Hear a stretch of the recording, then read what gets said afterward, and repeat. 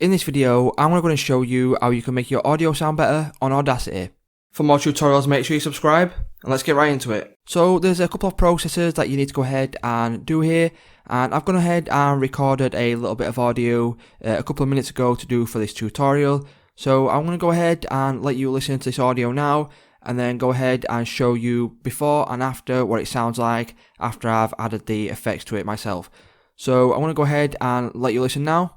This is an audio example for my YouTube tutorial video. So as you can see, that's what it sounds like, and once you've gone ahead and you've recorded your audio, this is what I do. So I'm going to go ahead now and just highlight the first 4 or 5 seconds of the clip, and then go to Effect, go down to Noise Reduction, click on Get Noise Profile, and then once you've gone ahead and clicked on Get Noise Profile, go ahead and click on Control A, and then go ahead back to Effect, go back to Noise Reduction, and then click on OK. You can go ahead and you can copy my settings if you want to do that, but go ahead and click on OK.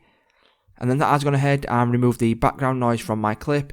And then the second thing I do, and make sure obviously all of your clip is still highlighted, go back to Effect, go to Compressor, go to OK, and you can go ahead and again copy these settings if you want, and then go to OK, and that will go ahead and give it a little bit of a boost, and then go back to Effect, go to Bass and Treble, and then click on Apply, and that will go ahead and apply some bass and treble to it, which will make it sound a lot better.